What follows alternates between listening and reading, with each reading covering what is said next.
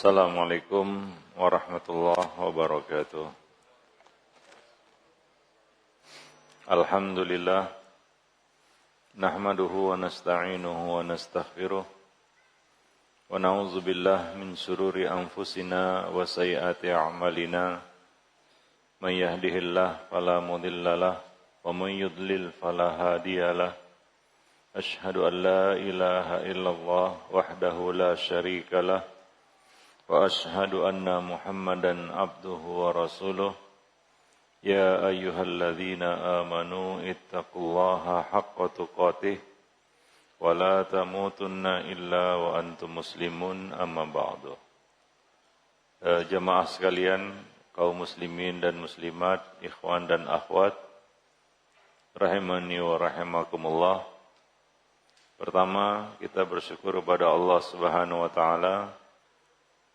Siang ini kita dapat berkumpul di sini di majelis ilmu. Mudah-mudahan apa yang kita dengar bisa menjadi ilmu yang bermanfaat. Pada kesempatan siang ini kita akan membicarakan tentang hati yang kita angkat dari buku Rahasia Kehidupan Hati. Itu judul buku. Pernah lihat bukunya? Enggak pernah. Rahasia Kehidupan Hati. Buku itu sendiri sebenarnya kita saripatikan dari buku-bukunya Ibnul Qayyim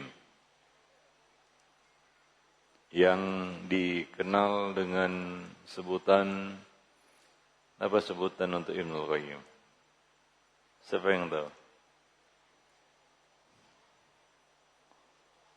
Sebutan, julukan, gelar Ibnul Qayyim, siapa yang tahu? Syekhul Islam. Ya? Syekhul Islam Ibnu Taimiyah. Ya, ada yang menyebut Syekhul Islam Tsani ya. Cuma itu kurang populer sebenarnya. Yaitu Tabib Amradil Qulub. Tabib penyakit-penyakit hati. Ya. Ya, tulisan beliau dikenal luas. Ya, banyak boleh dibilang kita tidak ada yang enggak tahu lah tulisan Ibnul Qayyim ya. Seperti Madarijus Salikin, Ighatsatul Lahfan, kan begitu ya, dan lain-lain. Ad-Da'u wad-Dawa, ya, Al-Fawaid, dan banyak lagi. Ya, tulisan-tulisan Ibnul Qayyim yang luar biasa. Lalu kita mengambil faidah ya, dari buku-buku itu, hal-hal yang berkaitan dengan bagaimana menghidupkan, menyehatkan hati. Lalu kita tulis dalam sebuah buku yang berjudul Rahasia Kehidupan Hati. Karena hati-hati dengan hati. Ya. Letak kekuatan terbesar manusia pada hatinya.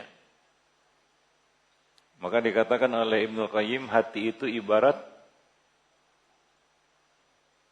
apa?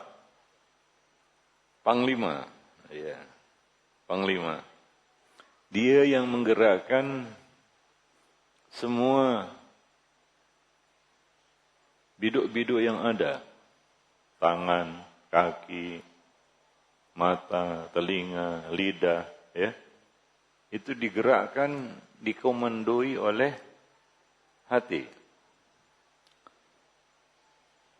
Maka Nabi mengatakan, ala inna fil jasadi mudghah. Idza salahat salahal jasadu kullu wa idza fasadat fasadal jasadu kullu. Ala wahyal qalbu. Hadis ini sering kita dengar ya.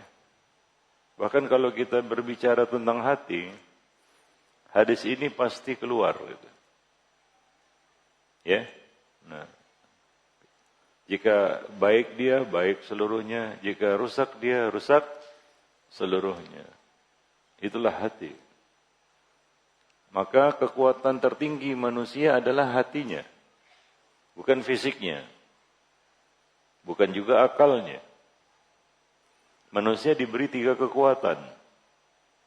Fisik, akal, dan hati. Para jemaah yang dimuliakan Allah.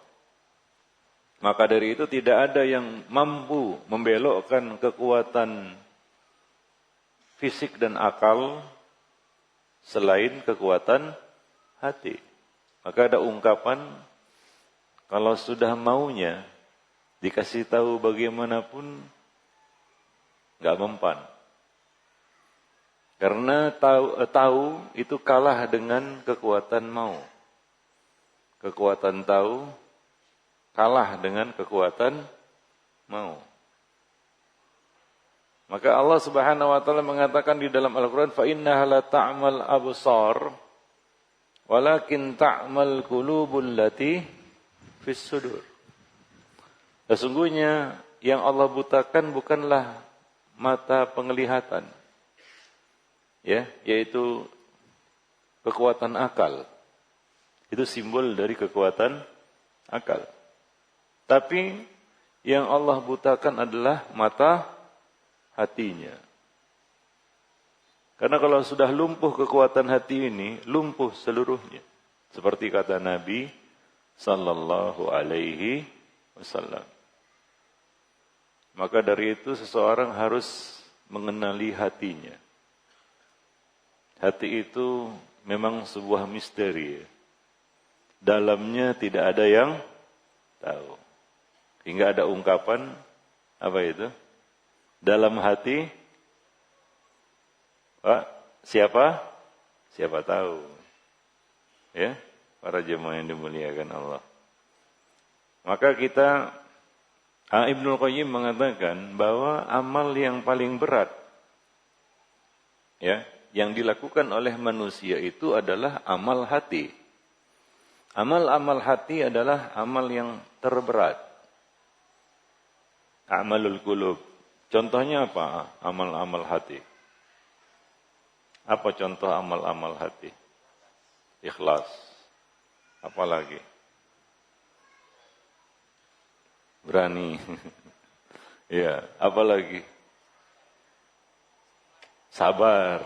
Ya. Sabar itu amal apa, Pak? Amal hati itu, bukan amal lisan. Ya. Bukan amal lisan sabar itu, tapi amal hati. Maka sabar itu berat.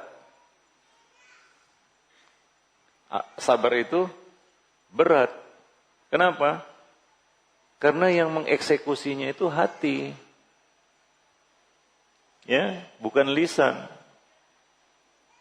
Gak cukup dengan ucapan lisan aku sabar. Tapi ngamuk.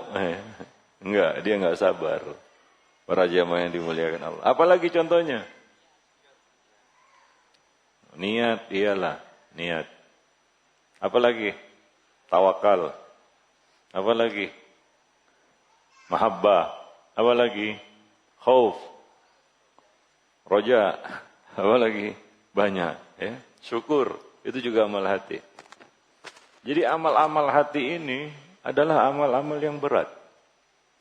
Maka, kalau kita merasa, saya berat kali sabar, susah tawakal, susah khusyuk, susah ikhlas, ya, dan amal-amal hati lainnya, maka ketahuilah, sadarilah, yang bermasalah itu adalah hati kita. Sabar contohnya. Ada orang yang susah sabar. Masalahnya di mana itu? Hatinya. Tawakal, susah tawakal. Apa yang bermasalah di situ? Hatinya.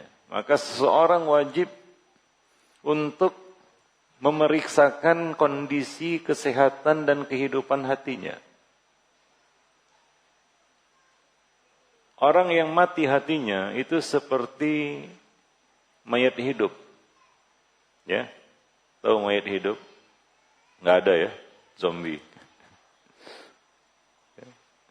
Badannya gentayangan, tapi ruhnya sudah nggak ada lagi. Bukan ruhnya yang gentayangan, nggak, badannya yang gentayangan ke sana kemari. Kematian hati itu lebih berbahaya daripada kematian jasad.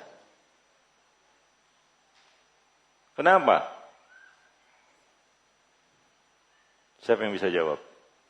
Kematian hati itu lebih berbahaya daripada kematian jasad.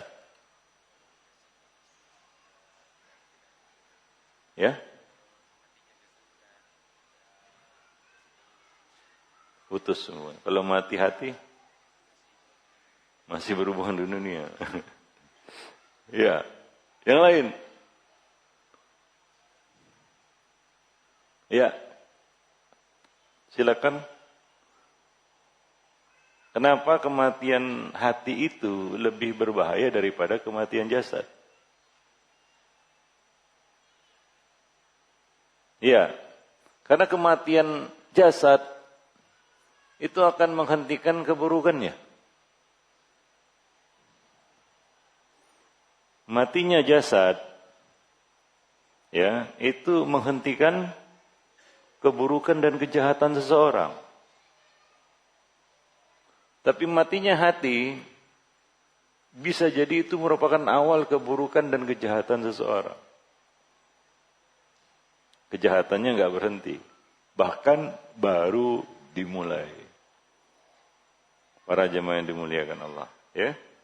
Nah, maka seseorang wajib untuk memeriksakan kondisi kesehatan dan kehidupan hatinya.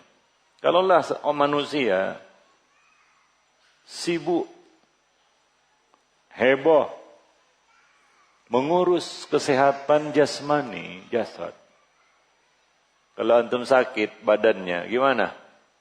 Heboh enggak? Heboh, semua herbal ditelan. Semua obat dicoba.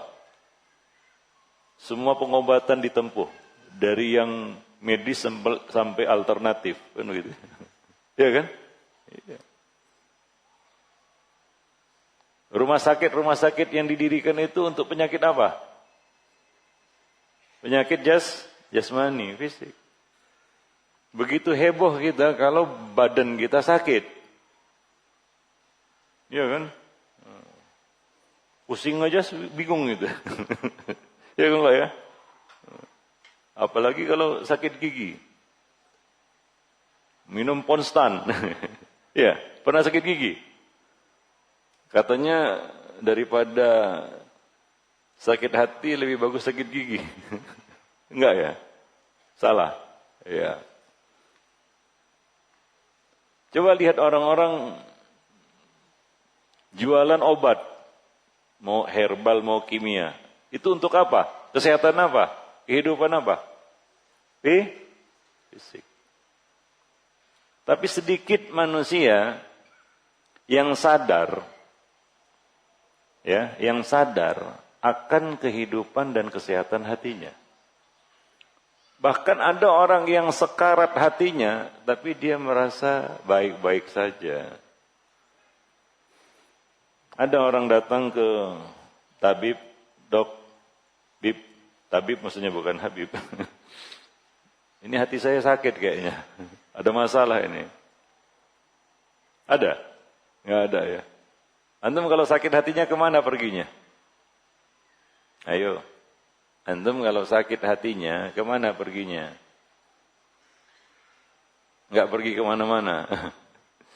Ya, para jemaah yang dimuliakan Allah. Padahal ya, penyakit hati itu jauh lebih berbahaya. Para jemaah yang dimuliakan Allah. Ya. Dan sangat perlu untuk kita sembuhkan. Karena kalau dibiarkan sama seperti penyakit jasmani. Ada stadiumnya itu.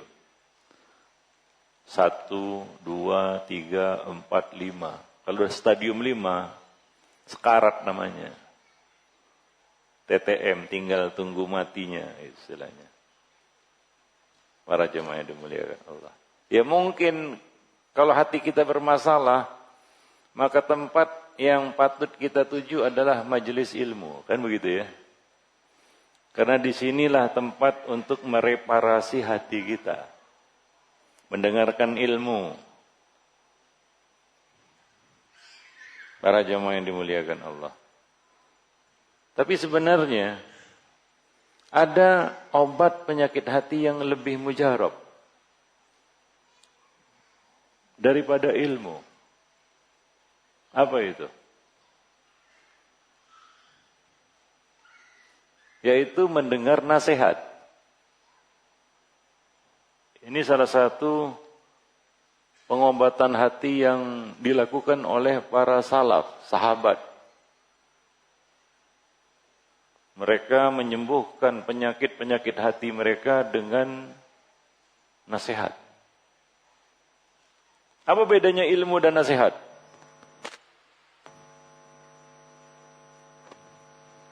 Apa bedanya ilmu dan nasihat? Apa?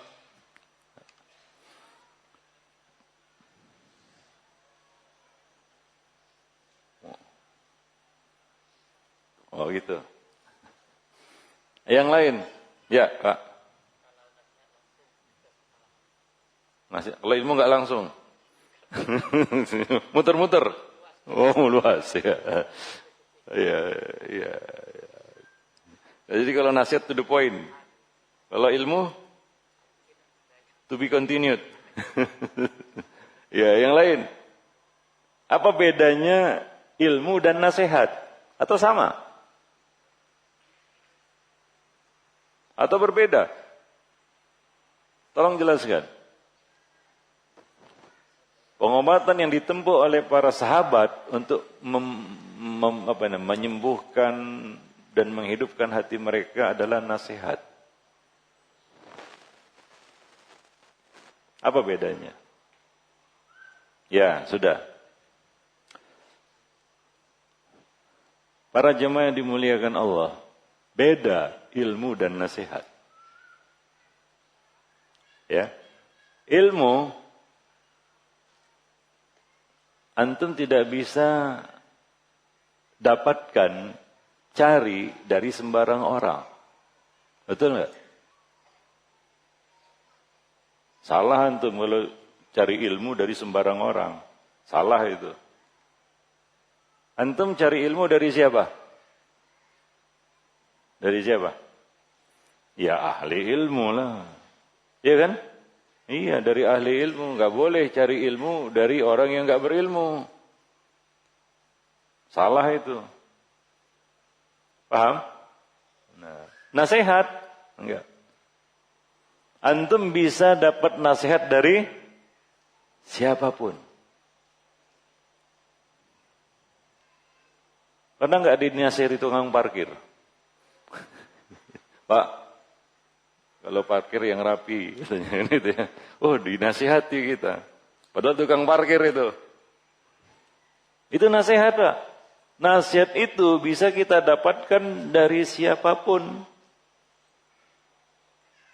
Dari orang yang mungkin lebih berilmu dari kita. Atau bahkan orang yang lebih jauh ilmunya lebih rendah ilmunya dari kita. Antum sering nggak dinasihati istri? Sering. Tiap hari. Tiap hari nasihati istri. Apa antum katakan? Wah, kamu tahu apa? Saya ini lebih senior. Saya ini LC. Enggak ya? Antum terima? Iya, karena itu nasihat, bukan ilmu. Itu yang pertama. Bahwa nasihat itu bisa antum dapatkan dari siapapun. Ya? Bahkan dari orang awam sekalipun. Kadang-kadang ada orang awam nasihati kita. Benar katanya gitu ya. Tapi apakah kita patahkan? Nah, kamu tahu apa? Gelarmu apa? Apa seperti itu? Enggak. Kamu nuntut ilmu dari mana? Ngajinya sudah berapa tahun? Kan enggak. Ya kan?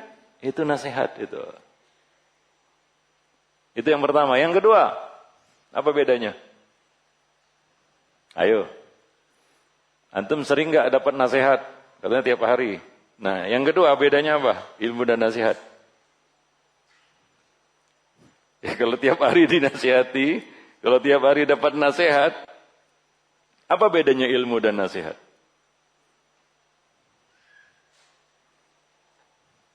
Ah ya. Ya.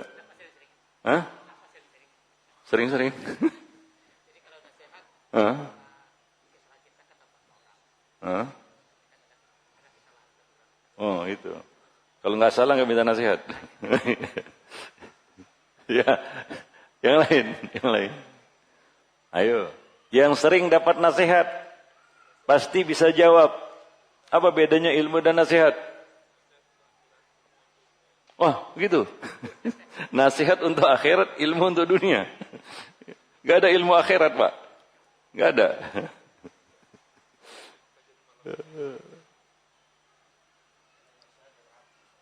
Oh, dari hati. Kalau ilmu dari apa? Dari akal ya. Yang lain. Apa? Ilmu lebih kuat, lebih luas. Nasihat lebih sempit. Oh gitu. Antum kalau sering dapat nasihat, pasti bisa jawab. Pasti bisa jawab.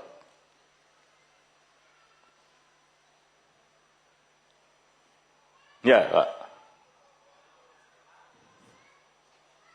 Untuk pribadi, gitu ya. Itu apa? Milik pribadi. Kalau ilmu, milik umum. Umum, gitu ya. Ya udahlah. Antum macam nggak pernah dinasihati aja. Ilmu, antum nggak paham, antum tetap ngangguk-ngangguk. Yes. Padahal nggak paham itu. Ya. Itu ilmu itu. Tapi kalau nasihat beda itu. Antum paham sepaham-pahamnya, tapi tetap ngeleng. No, tidak. Itu nasihat. Artinya apa? Nasihat itu lebih berat untuk diterima daripada ilmu.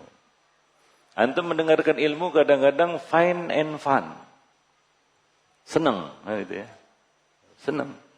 Tapi giliran dinasihati, berat. Nolak itu. Ngeleng. Gitu. Ngeleng, Pak. Sering kan dinasihati istri? Ngeleng, ya kan? Ngeleng. Ya, respon pertama membantah, kan gitu ya. Ya kan, Pak ya? Nah, Wallahu a'lam bishawab. Itu nasihat.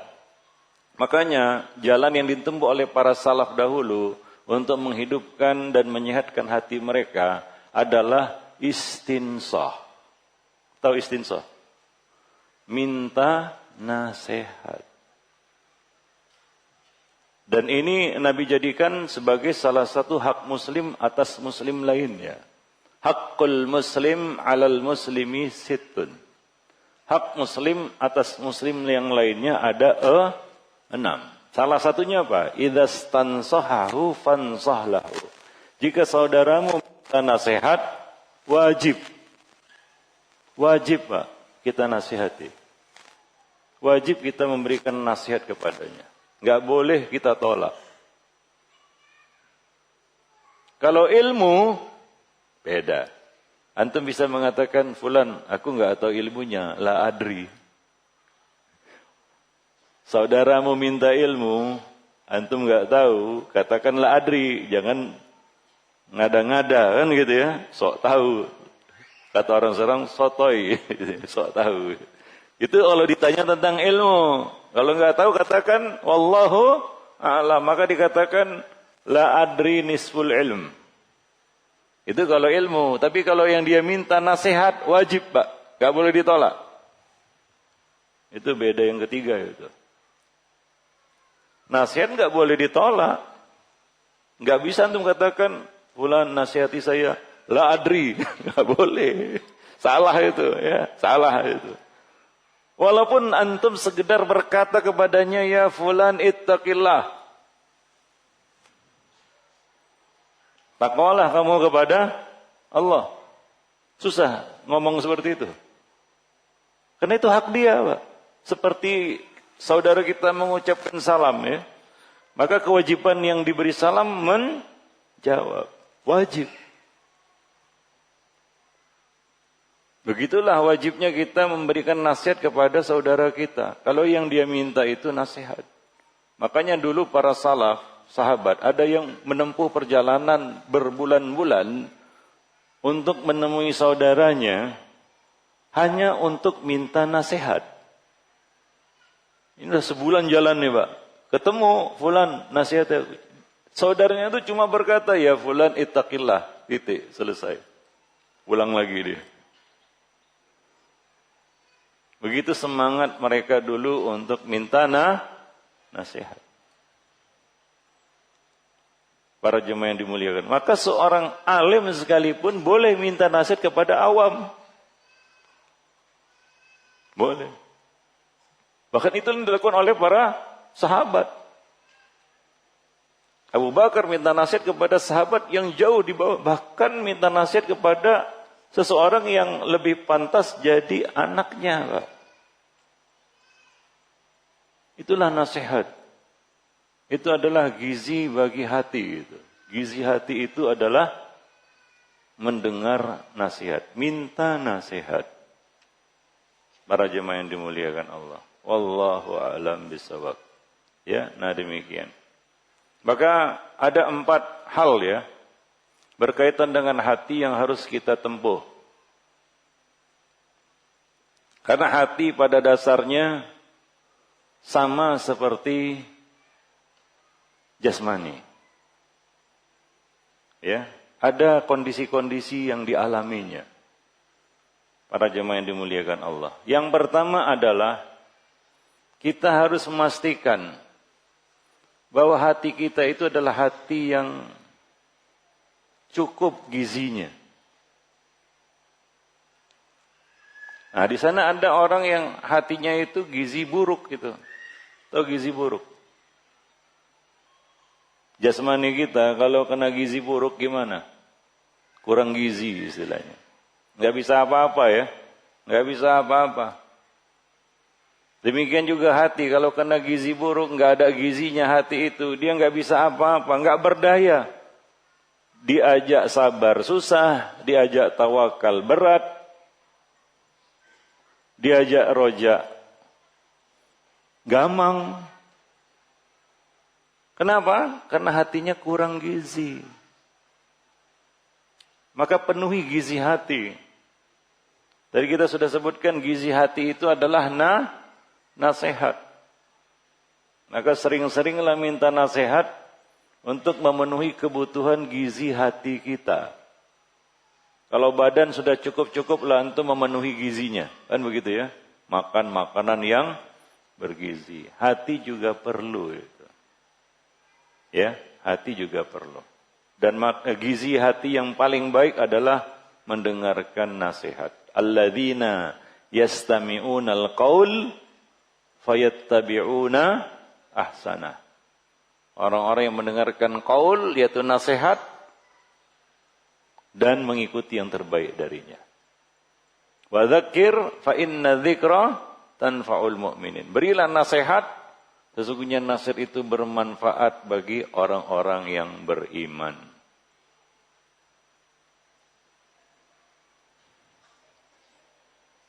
Mau saya kasih tips? Mau? Mau enggak? Lakukan ya. Betul, janji. Janji dulu. Ya Pak ya? Mau? Insya Allah. Insya Allahnya yakin atau? Ya, nanti malam antum panggil istri, minta nasihatnya. Wahai istriku, nasihati aku. Jangan diintimidasi, biarkan dia bicara. Siapkan telinga untuk mendengarnya.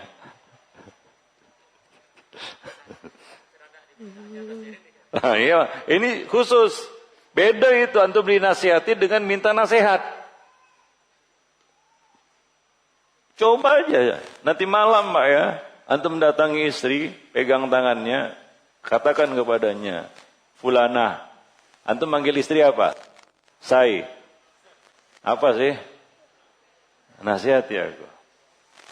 Silakan bicara, jangan ragu. Abang siap mendengarnya. Siap, dengarkan itu. Gimana? Ya nggak apa-apa. Kalau perlu dengar semalam antum. Akan keluar itu listnya itu. 1, 2, 3. Dengarkan baik-baik. Pernah nggak melakukan itu? Bukan dinasehati ya, beda ya. Tapi antum yang minta nasihat. Kenapa? Karena orang yang paling kenal bau kita adalah istri kita. Pasangan hidup kita. Antum sadar nggak? Antum lebih lama hidup bersama istri daripada orang tua. Antum dibandingkan orang tua berapa lama? Dibandingkan istri? Antum tidur sama orang tua berapa lama? Sama istri? Antum disuapi orang tua berapa lama? Disuapi istri? Sadar atau tidak sadar, istri itu adalah orang yang paling lama bersentuhan hidup dengan kita. Sebenarnya ada hal-hal yang ingin dia katakan, tapi segan. Tapi kalau antum yang memulainya, insya Allah itu sangat bermanfaat. Siapkan hati untuk mendengarnya. Tapi jangan marah-marah ya. Stop, baru 1. Baru nomor 1 udah diam. Sok tahu. Jangan, dengarkan aja. Ya. Berusaha untuk memahami nasihat. Ya, sebulan 2 bulan antum melakukan seperti itu, sehat hati antum. Siap? Tapi udah janji tadi. Yang di atas denger ini, antum ditagih nanti malam. Bang, gimana? Bawa istri kan? Yaudah. Sudah terlanjur janji ini. Ya. Nah demikian para jemaah yang dimuliakan Allah. Jadi beda antum dinasihati orang dengan antum minta nasihat. Kadang-kadang orang itu segan, ada yang ingin dia katakan kepada kita, cuma ya. Tapi kalau antum yang memulai minta, dia akan dengan senang hati memberikannya. Apalagi itu pasangan hidup kita. Dan tahu nggak antum, bahwasanya kalau antum melakukan itu menunjukkan ketulusan hati. Bayangkan antum minta nasihat sama istri dan antum bisa mau mendengarkannya. Istri langsung percaya sama antum. Para jemaah yang dimuliakan Allah. Ya. Nah, ini gimana? Udah nggak diminta, dinasihati, merengkel. Gimana coba? Ya, para jemaah yang dimuliakan Allah. Taib, nah demikian ya. Jadi gizi hati itu adalah nasihat. Itu yang pertama, pastikan hati kita itu adalah hati yang bergizi. Yang cukup nutrisinya. Bukan hati yang kurang gizi, alias gizi buruk. Badan aja kalau gizi buruk nggak bisa apa-apa Pak, letoy. Betul ya? Pernah nggak lihat orang gizi buruk? Orang gizi buruk itu bukan nggak makan dia Pak, tapi makanannya nggak bergizi. Hingga tidak ada nutrisi yang bisa diserap oleh badannya. Maka orang itu dikatakan gizi buruk. Hati juga demikian, Pak. Mungkin hati itu diberi macam-macam, tapi tidak diberi nutrisinya. Para jemaah itu. Makanya kadang-kadang kita nuntut ilmu, tapi hati juga terasa berat. Antum merasakan nggak itu? Ada orang rajin nuntut ilmu, tapi bermasalah terus. Ini masalah hatinya ini. Ya, Mungkin hatinya perlu nasihat. Maka dari itu penuntut ilmu juga perlu nasihat. Bahkan ulama sekalipun perlu nasihat. Kurang ilmu apa para sahabat dulu, tapi mereka tetap minta nasihat.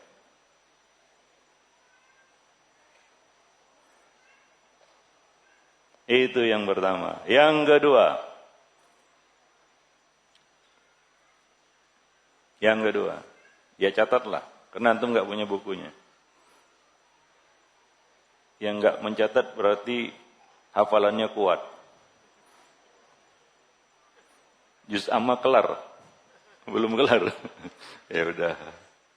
Yang kedua, hati itu sama dengan jasmani, Pak. Yaitu apa? Perlu yang namanya latihan. Perlu dilatih.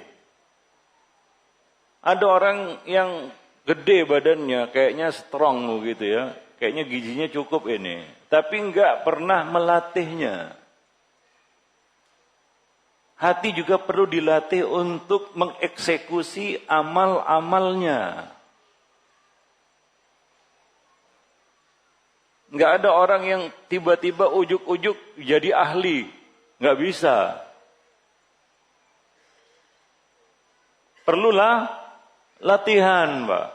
Perlu latihan. Itu yang disebut dengan istilahnya apa? Riyadatil qulub. Latihan hati. Hati juga perlu dilatih. Sama seperti jasmani kita. Saya kasih contoh. Kalau antum baru pertama kali main badminton, tahu badminton? Bulu tangkis. Pernah main bulu tangkis? Ini baru pertama kali nih. Dikasih bola lah kan, bola enak istilahnya kan, bola enak. Udah diukur-ukur gini. Pas mukul nggak kena, Pak. Nggak kena, padahal udah diukur-ukur gitu. Tapi nggak kena, kenapa? Baru pertama, kurang latihan. Gimana pun seriusnya nggak kena itu bola. Kenapa? Ya baru pertama kali main bulu tangkis. Tapi kalau sudah pro, ya, sudah latihan, itu nggak ngelihat bola pun kena, Pak. Bolanya nggak perlu dia lihat itu. Dia dengar aja bolanya lari kemana, nggak perlu dilihat kena itu. Bisa aja dia top gitu.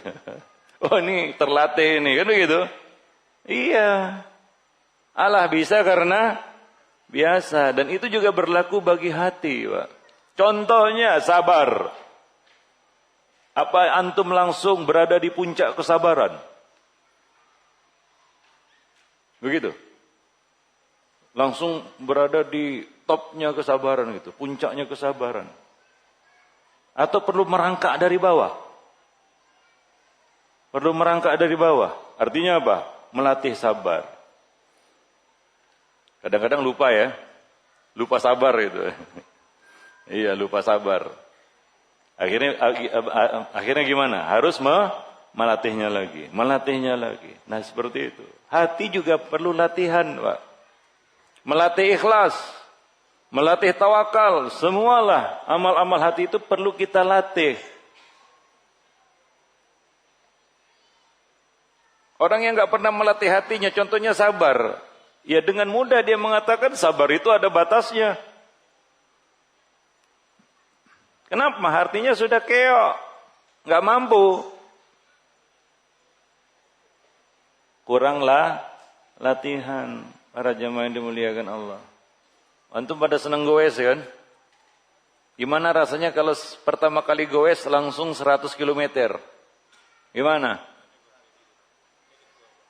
Turun dari sepeda jalan ngengkang gitu, Pak. Kenapa? Ya baru pertama. Artinya apa? Ya pelan-pelan latihan. Hati juga perlu dilatih. Maka caranya kalau kita mau berlatih sabar, bertemanlah dengan orang yang sabar. Karena kita kadang-kadang perlu lihat contoh dulu kan gitu ya. Oh begini main bulu tangkis.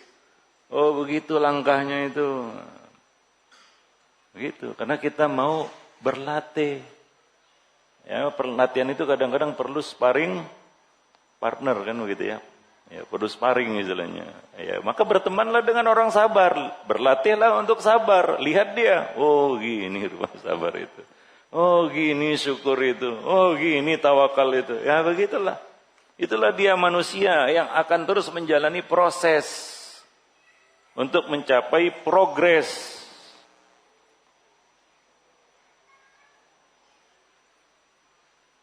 Maka yang kedua, hati perlu latihan. Banyak orang-orang yang hatinya itu kurang terlatih.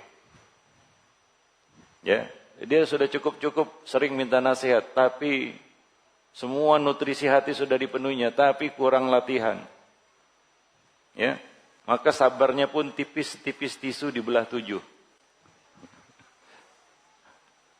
Anda pernah lihat tisu dibelah 7? Setipis itulah sabarnya. Para jemaah yang dimuliakan Allah. Ya, nah demikian. Baik, itu yang kedua. Yang ketiga, hati sama seperti jasmani. Ada penyakit-penyakit yang menggerogotinya. Ya, seperti jasmani kita.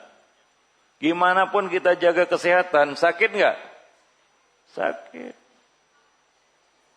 Maka penyakit-penyakit hati inilah menjadi salah satu sebab manusia itu berbuat salah.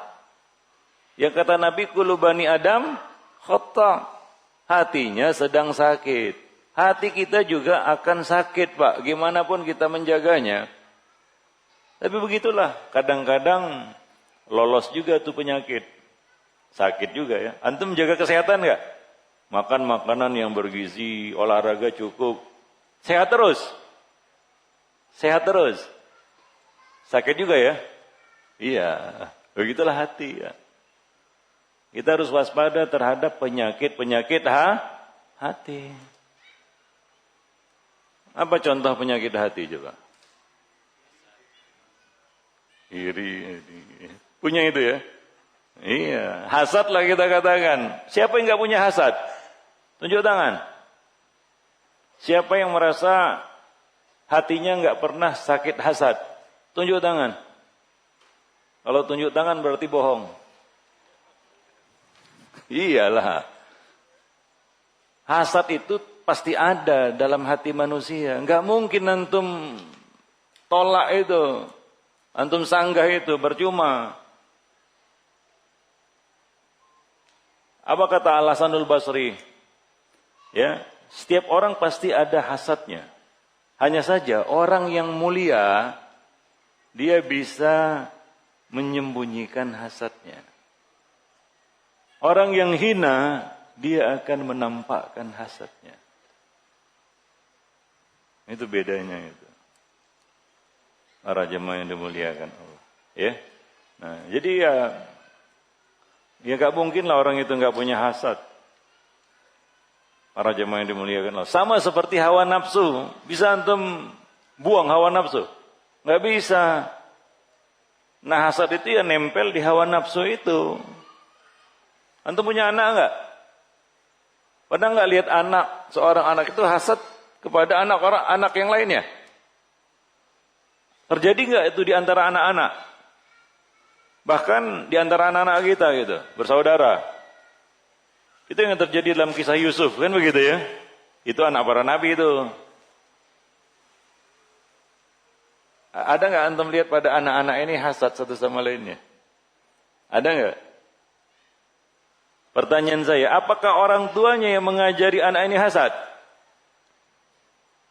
Atau ada orang yang mengajarinya? Nggak ada, Pak. Tapi kok tahu dia? Dari mana itu? Ya memang ada di dalam diri manusia. Dari kecil, Pak. Nggak ada yang ngajari.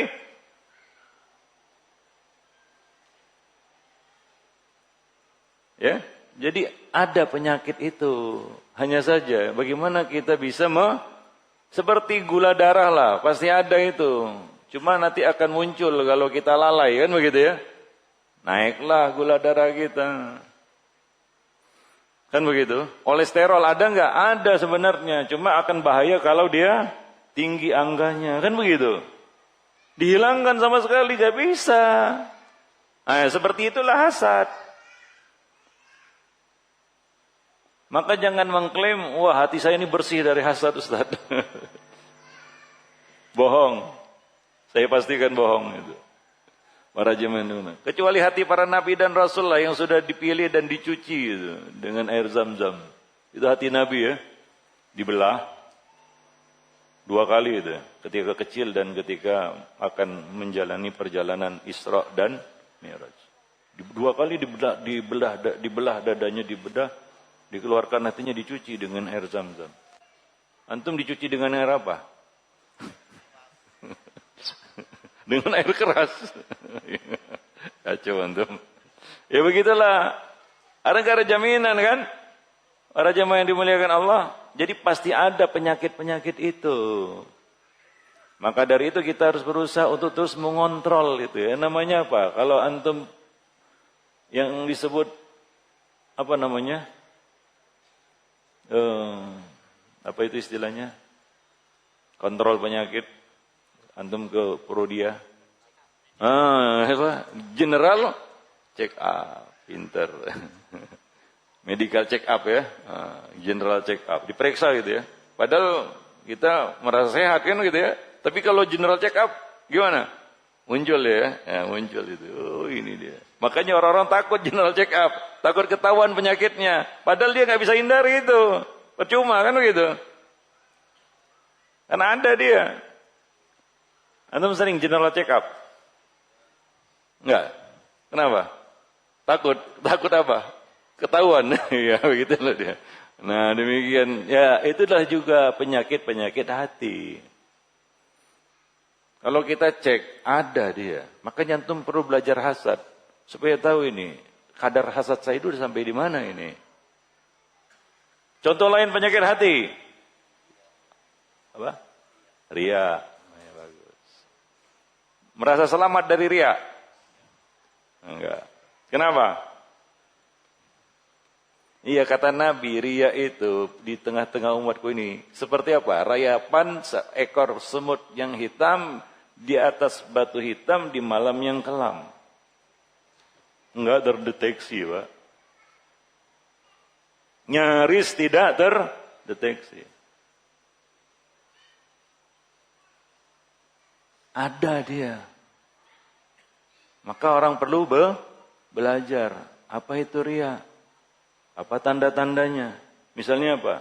Udah muncul nih suka dipuji nih. Nah, itu indikasinya itu. Ya kan? Gila popularitas nih. Ini mungkin ini. Kalau dicela berhenti dia beramal. Kalau dipuji makin semangat. Nah ini indikasinya ini. Ya pelajarilah itu. Jangan-jangan penyakit itu ada ya di dalam hati kita. Periksakan juga nilainya berapa itu. Jangan-jangan sudah kronis. Stadium 5 Pak. Ada orang yang riaknya itu udah stadium 5. Nggak beramal kecuali riak. Itu yang disebut dalam istilah ilmu tauhid ar-riya biqadrin kabir. Riya yang kadarnya besar. Hingga orang itu tidak beramal kecuali riya. Itu udah parah itu. Stadium 5 ini. Para jemaah yang dimuliakan Allah. Ya. Nah demikian. Baik. Contoh yang lain penyakit hati apa? Sombong, sombong. Iya betul, sombong. Penyakit hati juga itu. Yang paling berbahaya penyakit hati itu apa? Yang paling berbahaya dari penyakit-penyakit hati ini itu apa? Coba. Sebut. Ada yang mau nyebut? Bukan? Bukan. Hah? Ada ini, aduh antum, ini penyakit hati ini yang paling ditakuti ini, sebenarnya. Hah? Yang keras, yang keras. Syirik, bukan syirik. Penyakit hati yang berbahaya.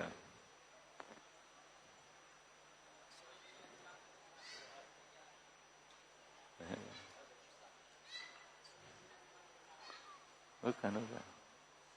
Satu itu. Belum keluar ini. Syubhat, bukan. Ada itu. Kalau saya sebut, pasti itu. Penyakit hati ini, Pak.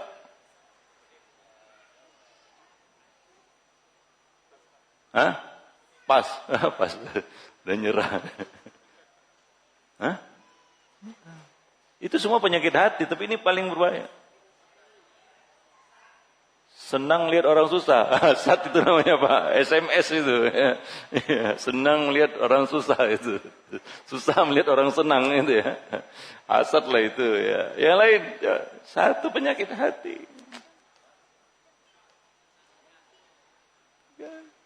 Itu penyakit hati, tapi ini penyakit hati yang luar biasa ini. Hah? Pas, sudah pas. Yang di sini udah pas, yang sana belum ini, belum jawab. Merasa paling benar. Enggak boleh. Boleh. Yang lain. Nyerah. Putus asa. Putus asa. Maksudnya apa, Pak? Putus asa. Ria itu sama aja. Udah. Hah?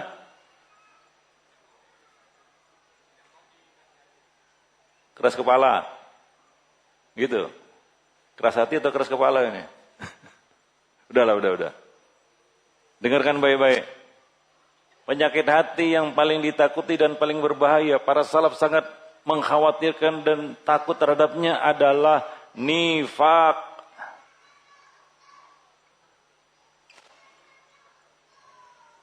Tahu nifak?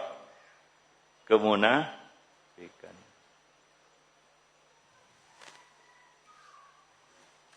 Apa kata Ibnu Abi Mulaikah? Adraktu salasina min ashabin Nabi sallallahu alaihi wasallam kulluhum yakhafuna ala anfusihim minan nifaq.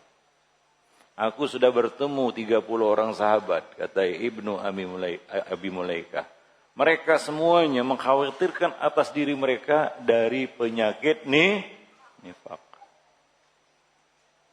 Itu penyakit yang luar biasa. Kenapa berbahaya? Kadang-kadang dia tidak terdeteksi. Orang itu merasa aman darinya. Maka apa kata Al-Hasan Al-Basri? Al-Hasan Al-Basri mengatakan, ma aminahu illa munafik, wa ma khafahu illa mu'min. Tidak ada yang merasa aman darinya kecuali munafik. Dan tidak ada yang merasa khawatir darinya kecuali seorang mu'min. Artinya apa? Seorang mu'min patut mengkhawatirkannya. Khawatir enggak?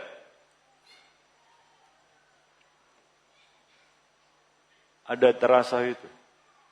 Benih-benih penyakit nifak dalam hati. Kadang-kadang terasa ya. Terasa enggak? Iya. Ada satu riwayat dari Hanzalah Al-Usayyidi. Dia ini adalah kutabin Nabi, kutabi Rasulullah sallallahu alaihi wasallam. Suatu ketika dia bertemu dengan Abu Bakar As-Siddiq. Antum mungkin pernah dengar ini, riwayat ini. Dia bertemu dengan Abu Bakar As-Siddiq dan berkata, Nafaqo Hanzalah. Hanzalah sudah kena penyakit nifak. Hanzalah telah jadi munafik. Abu Bakar heran. Apa gerangan yang menimpamu, wahai Hanzalah? Kenapa kamu berkata seperti itu? Kenapa kamu berkata seperti itu? Jadi Hanzalah merasa dirinya, hatinya kena penyakit nifak. Begitu kekhawatiran mereka dulu terhadap nifak. Padahal mereka sahabat-sahabat Rasulullah. Apa kata Hanzalah? Siapa yang tahu? Pernah dengar riwayatnya? Oh, oh iya betul. Ah iya, itu dia. Dia berkata, kita ini wahai Abu Bakar, kalau kita berada di majelis Nabi, di majelis ilmu, Rasulullah mengingatkan kita kepada surga dan neraka, seolah-olah surga dan neraka itu ada di depan mata kita. Tapi ketika kita keluar dari majelis Rasulullah, bubar, kembali ke rumah, berkumpul dengan keluarga, anak istri, sibuk dengan pekerjaan, nasina kasiran, kita banyak lupa.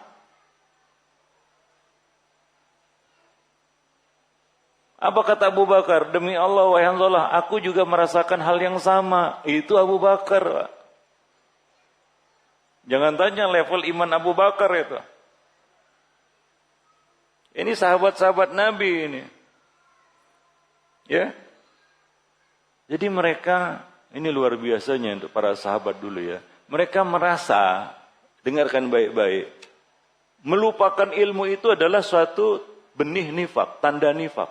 Melupakan ilmu, Pak. Sesuatu hal yang biasa, sangat biasa, standar bagi kita. Ya. Kalau kita melupakan ilmu gimana? Biasa ya. Terakhir taklim kapan? Masih ingat? Apa isinya?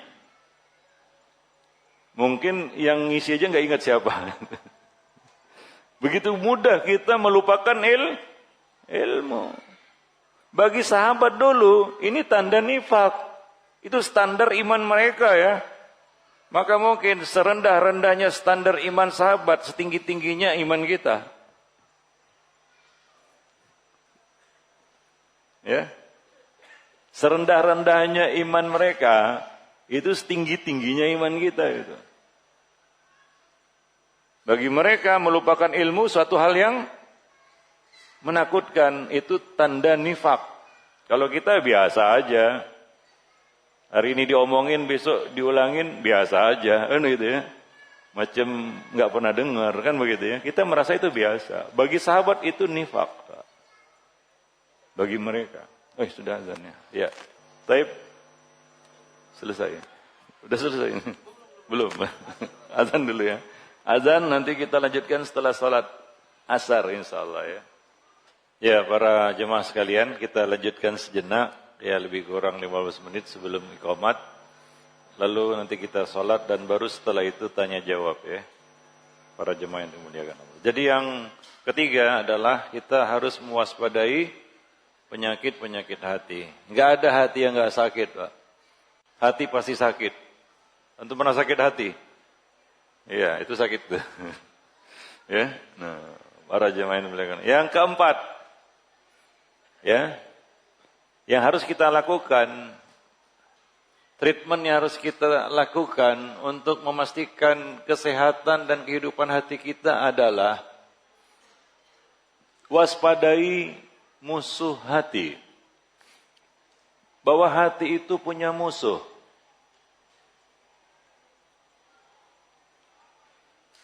Siapa musuh hati? Siapa musuh hati? Setan. Maka bacalah firman Allah di surat terakhir. Surat terakhir. Apa surat terakhir? An-Nas. Apa ayatnya? Alladzi yuwaswisu fi sudurin nas. Ini setan ya. Al-Khannas. Kerjanya apa? Yuwaswisu fi sudurin nas. Membisikkan was-was ke dalam hati manusia. Iblis tahu betul bagaimana melumpuhkan anak Adam. Ya, karena dia punya sejarah. Dia tahu persis bagaimana melumpuhkan anak Adam, yaitu menyasar hatinya.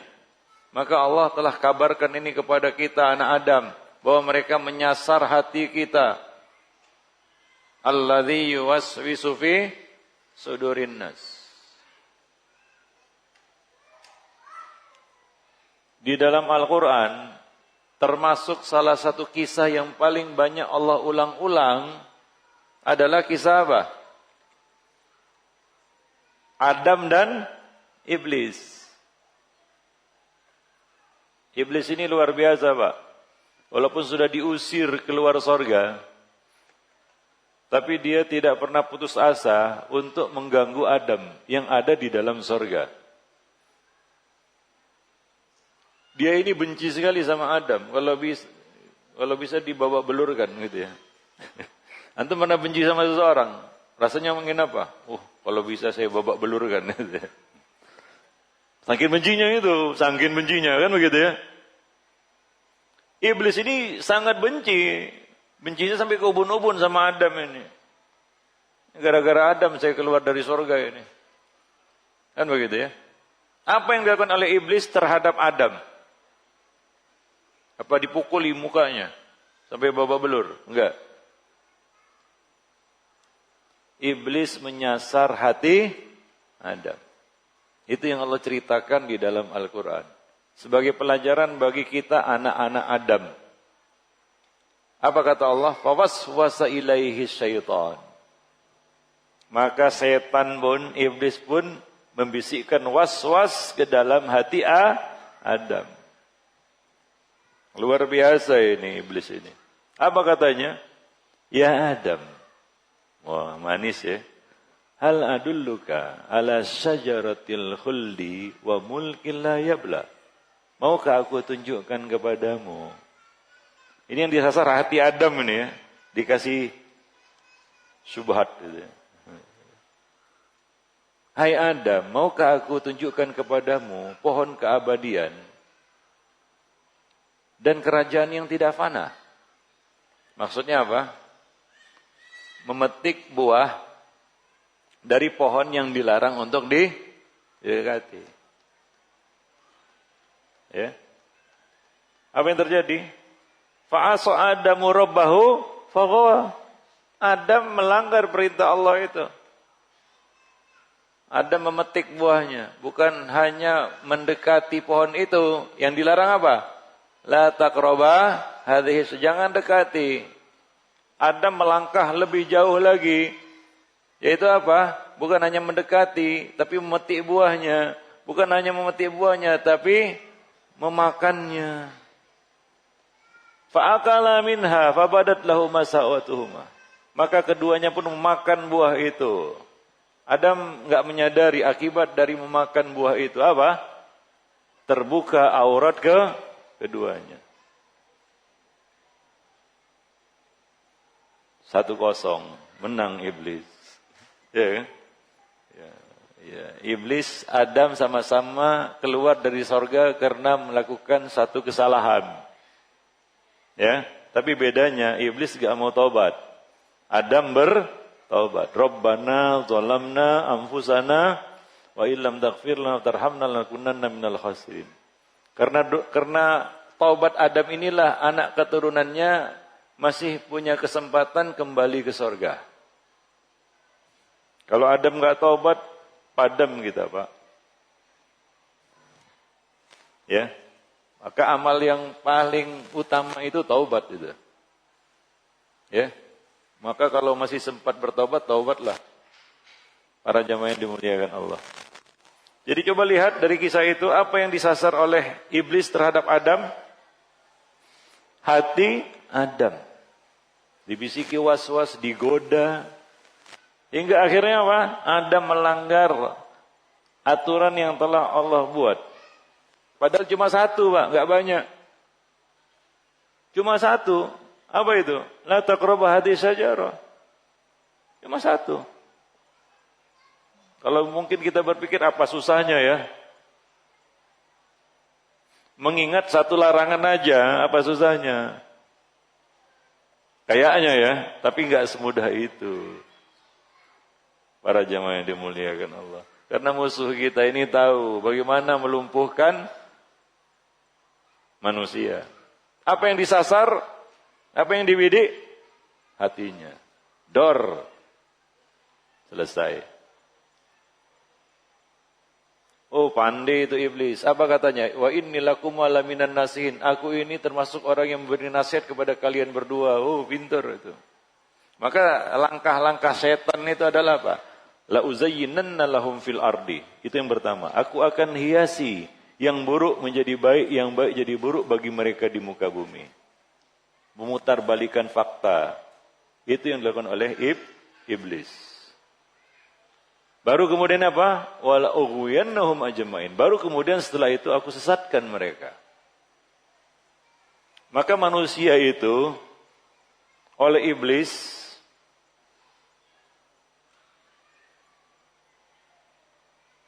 dikasih satu peluru aja.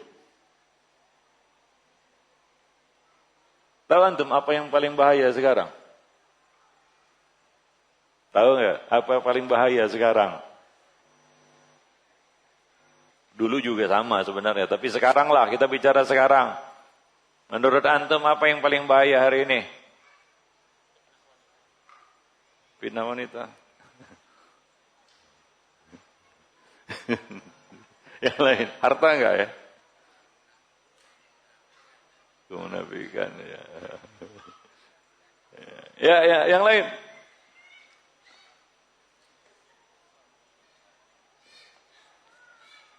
Subhat.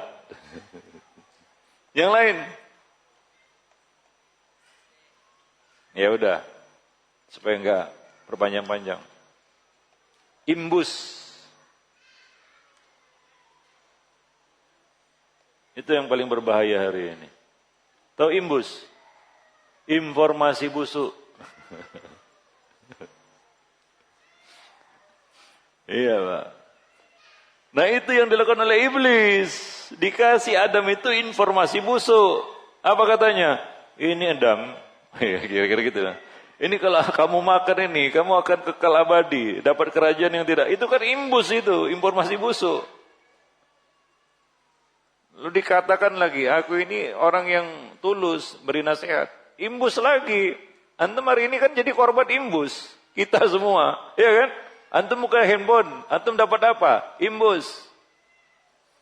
Yang tadinya nggak mau belanja jadi belanja kan begitu ya? Kena imbus antum. Ya kan? Korban imbus, informasi busuk.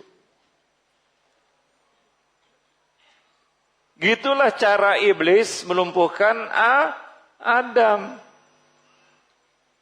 Cara iblis dari dulu itu sebenarnya. Itu adalah satu pola yang berulang-ulang. Tapi kita selalu gagal dan gagal. Bapak kita Adam gagal mengatasi imbusnya iblis. Ya. Bapak kita Adam gagal untuk meredam imbusnya iblis. Itu yang Allah ceritakan di dalam Al-Quran. Untuk apa Allah ceritakan? Pelajaran. Antum kan baca itu ya dalam Al-Quran. Baca gitu aja. Begitu cara setan, Pak. Maka para jemaah yang dimuliakan Allah, hati-hati. Di sana ada orang yang hatinya itu hati pecundang. Tahu hati pecundang? Sedikit saja digoda, dikasih imbus sama iblis, langsung kalah, keok. Ini namanya hati pecundang. Pantang dibisiki iblis, setan sedikit saja, seperti api kesiram minyak. Enggak pakai lama, GPL, GPN enggak pakai nanti. Ada orang yang hatinya sudah seperti itu parahnya, Pak. Selalu kalah berhadapan dengan musuhnya. Enggak berdaya. Ada yang masih melawan, walaupun akhirnya kalah juga. Tapi ngelawan dia. Ada yang langsung sambar, Pak. Enggak pakai pikir panjang, sudah. Adakah yang seperti itu? Coba periksakan hati kita. Hati kita termasuk hati pecundang atau pemenang? Tiap hari kita bergelut melawan musuh kita. Tiap hari menang atau tiap hari kalah? Kalau tiap hari kalah, jangan-jangan hati kita itu hati pecundang, bukan hati pemenang. Ingat, hati ada musuhnya. Jangan merasa aman-aman saja. Tiap hari kita dalam pertempuran.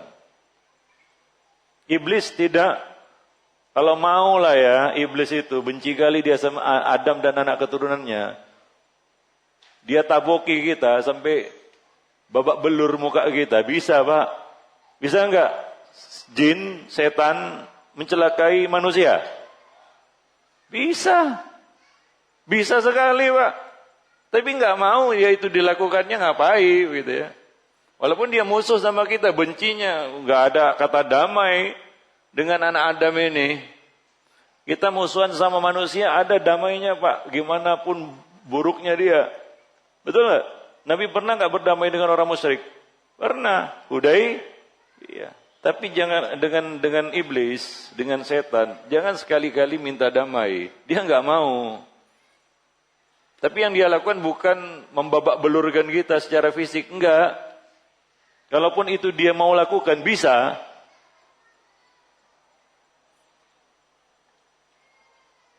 Bisa. Tapi apa yang dilakukannya? Membabak belurkan hati kita. Sehingga hati kita jadilah hati pecundang, Pak. Ini yang termasuk yang sangat berbahaya. Maka yang keempat, hati-hati, jangan pernah merasa aman. Hati itu punya musuh. Jadilah hati pemenang, bukan hati pecundang. Wallahu a'lam bishawab. Ya taib, nanti kita lanjutkan dengan tanya jawab setelah kita menunaikan salat asar insyaallah. Subhanakallah bihamdik asyhadu an la ilaha illa anta astaghfiruka wa atubu ilaik. Assalamualaikum warahmatullahi wabarakatuh. Assalamualaikum warahmatullahi wabarakatuh. Alhamdulillah, wassalatu wassalamu ala rasulillah wa ala alihi wa sahbihi wa mawalah wa ba'du. Jemaah sekalian, setelah sholat asar ini kita beri kesempatan kepada jemaah sekalian untuk bertanya ya. Kalau ada yang ingin bertanya, lebih kurang setengah jam lah ya, atau sekitar itu. Baik itu ikhwan maupun akhwat silakan. Langsung maupun dengan tulisan, silakan. Iya, antum minta nasihat tentunya orang yang antum perhitungkan nasihatnya memang bermanfaat. Contohnya tadi istri. Ya kan? Artinya kadang-kadang kita dapat nasihat dari orang awam, betul nggak? Walaupun kita tidak minta nasihat darinya, kan begitu? Paham? Iya. Tapi nasihat bisa bersumber berasal dari siapapun. Iyalah. Kadang-kadang nasihat dari istri itu lebih mengena daripada syekh sekalipun. Betul. Kenapa? Karena dia paling mengenal kita itu. Orang lain mungkin nggak kenal kita, Pak. Ketemu pun jarang. Ya paling dia bisa memberikan nasihat umum aja. Itu antum minta nasihat dari syekh misalnya. Paling dia berkata apa? Fulan, jadilah orang soleh, baik-baiklah hidup. Kan gitu ya. Tapi sama istri beda. Mas, bang, begini bang. udah gelisah ya tuh dengarnya. Ya gitu ya. Nah begitu Pak. Nah.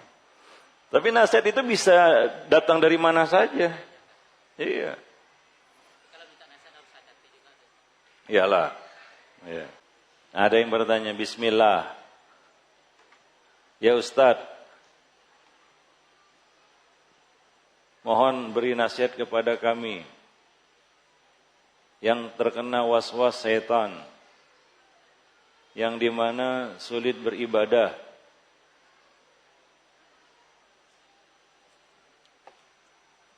Oh bukan. Sulit ibadah, malas ibadah. Itulah dia fluktuasi iman. Kadang semangat, kadang lemah semangatnya, ya kan? Kata Nabi apa? Saatan-saatan. Ada masa saat naik iman itu. Ada masa iman itu turun. Itu dua masa pada iman kita. Ada orang yang imannya naik terus. Naik terus, enggak turun-turun. Ada. Ada naik, ada turun. Itu kenyataannya seperti itu. Betul. Antum rajin terus, enggak ada malasnya. Kadang-kadang datang malas. Iya. Itu suatu hal yang itu bisa terjadi dan pasti terjadi. Hanya saja, saya kasih tips lah ya. Kalau antum merasa sedang turun imannya, jangan diperturutkan. Kadang-kadang kita rasa itu, wah iman saya sedang turun ini. Ya, terasa itu. Datang malasnya kan gitu ya. Udah mulai itu, nampak dari apa? Kena penyakit taswif. Mulai dari situ tuh, taswif tau ya. Saufa wa saufa, nanti dan nanti. Mau nuntut ilmu, mau datang taklim, nantilah. Mau sholat malam, nantilah. Mau puasa, besok lah. Ya memang puasa itu besok. Ya kan? Itu akan muncul itu. Ya, taswif itu. Maka jangan diperturutkan. Ibarat saya pernah sering mengumpamakan ini dengan gowes itu. Naik turunnya iman itu seperti gowes. Gowes tahu ya, naik sepeda. Kalau dapat tanjakan, cemberut kita. Cemberut ya, enak. Tapi kalau dapat turunan, seneng, senyum. Kalau dapat turunan kan senyum ya. Tapi kalau kita ikuti turunan, enak enggak? Enak Pak. Naik sepeda dapat turunan, turun. Enak kan? Maunya turun terus. Gak usah naik-naik lagi. Kan gitu ya. Itu kalau diperturutkan bisa sampai dasar itu Pak. Semakin jauh antum turun, semakin berat nanjaknya nanti. Kalau antum pilih turunan yang landai saja, segera sadar, wah naiklah. Naik yang landai juga enggak berat. Ini kadang-kadang kita itu lalai, Pak. Kena penyakit ghaflah. Kita ikuti terus, karena memang saat turunnya iman itu enak. Sudah keseringan enggak taklim, enak kan? Enak. Akhirnya lupa itu. Enggak muncul lagi, hilang gitu. Kalau diperturutkan enak dia. Tapi dilawan itu. Para jemaah yang dimuliakan Allah. Maka ada penyakit yang dihembuskan setan ke dalam hati manusia, namanya penyakit taswif. Nanti. Para jemaah yang dimuliakan Allah. Ya. Nah, segera naikkan lagi. Insya Allah gak berat. Tapi kalau antum ikuti itu sampai dasar, mau naik lagi, aduh gak mungkin ini. Terjal. Ya. Nyerah udah, tunggu evakuasi. Kalau ada yang mengevakuasi kan gitu ya. Kalau enggak ya udahlah. Terjerembab di dasar jurang, Pak. Enggak naik-naik lagi, banyak orang seperti itu. Itulah yang disebut penyakit futur. Saya ada nulis buku tentang futur itu. Awas futur itu. Pernah lihat bukunya? Iya, enggak apa-apa. Awas futur. Karena mengikuti turunnya iman itu enak, Pak. Enggak terasa. Orang itu murtad, bukan ujuk-ujuk murtad, enggak. Ada orang di puncak-puncaknya iman tiba-tiba kepikiran murtad gitu. Enggak, bukan. Tapi apa? Kondisi di mana apa? Imannya terus turun. Dimulai dari penurunan iman hingga akhirnya dia keluar dari iman. Kalau antum perhatikan orang-orang yang murtad dari agamanya rata-rata seperti itu, Pak. Dia mengikuti turunnya iman, diikuti terus, akhirnya bablas. Itu keluar dari Islam, keluar dari sunnah juga sama. Ya. Ya kan? Sama kasusnya itu. Orang keluar dari sunnah, sekarang nggak ngaji sunnah lagi, sudah berubah istilahnya. Itu kan awalnya nggak tiba ujuk-ujuk, wah saya nggak mau lagi lah. Enggak. Karena penyakit futur itu. Mulai turun, diikuti terus. Penyakit taswif tadi, nanti dan nanti. Ya, akhirnya bagaimana? Itu kalau sudah turunnya dasar kali, naiknya susah itu. Ya udah. Ketika dia berada di bawah ini, wah itu tinggal dibenamkan sama setan aja itu. Istilahnya apa? Antum sudah terhuyung-huyung, tinggal sekali tumbuk KO.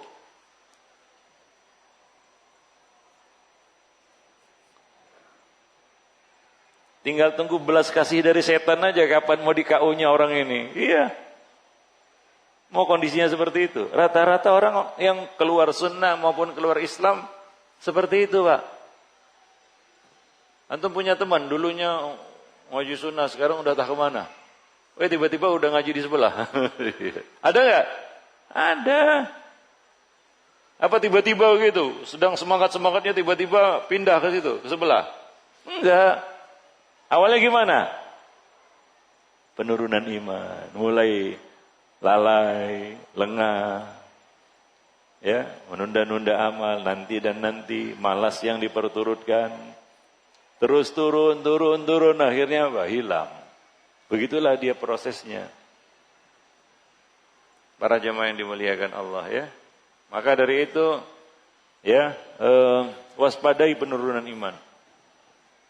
Ya, kalau kita merasa, ini sedang turun nih, cepat-cepat naik. Cepat-cepat naikkan lagi. Walaupun kita paham, kita sadar, itu akan turun lagi, Pak. Ya kan? Ya begitulah dia, manusia. Selama masih nempel hawa nafsu padanya. Ya kan? Baik para jemaah yang dimuliakan Allah. Saya umpamakan lagi lah. Antum pernah enggak masuk jalan tol? Jalan tol. Enak ya? Enak, tapi kadang-kadang bosan juga gitu ya. Maunya apa? Keluarlah. Ya. Kayaknya cantik ini pemandangan kanan kiri ya, belok dululah, keluar. Cari kuliner gitu ya, keluar. Kalau keluarnya enggak jauh, Pak, bisa masuk lagi. Tapi antum keluar, ngikuti jalan terus naik ke gunung, wah, turun lembah. Itu kalau beloknya terlalu jauh, mau balik lagi susah. Udahlah, istilahnya apa? Kepalang basah, ya gitu ya istilahnya. Udahlah kepalang basah ini gitu ya. Ya udah kepalang basah ini. Kenapa? Beloknya terlalu jauh, diikuti terus itu. Memang enak. Tadi bosen di jalan tol itu aja pemandangannya kan gitu ya. Kanan kiri pagar pembatas. Enaknya nih keluar nih. Nah begitulah dia Pak, perjalanan iman itu. Ya, nah demikian. Gak mungkin antum gak bosen. Ada yang gak bosen di sini? Ya selama punya nafsu pasti ada bosen Pak. Itulah dunia. Dunia itu bosan.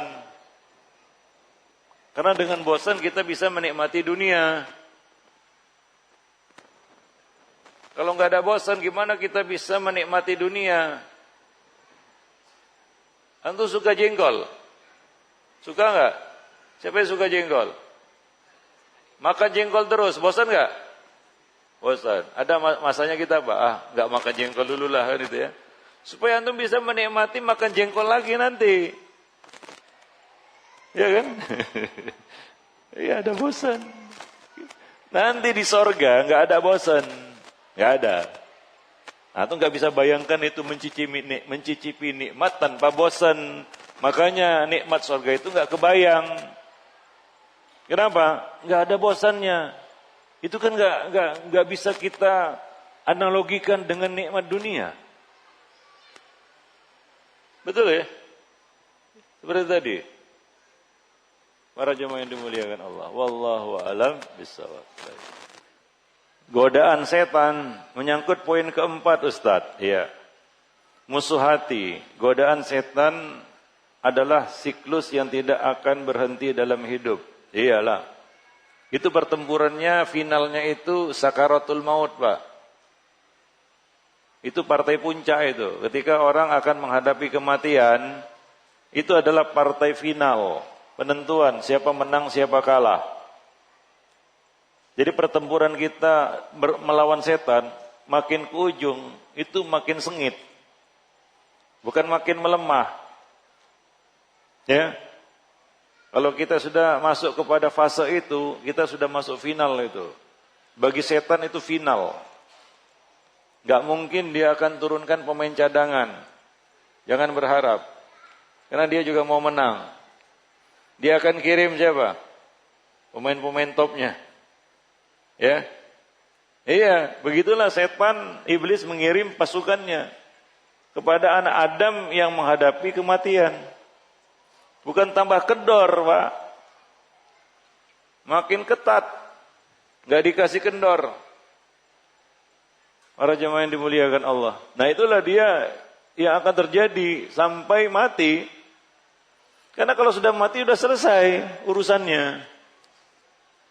Ya. Urusan kita dengan setan maksudnya selesai. Jika tergoda maka akan menghasilkan dosa.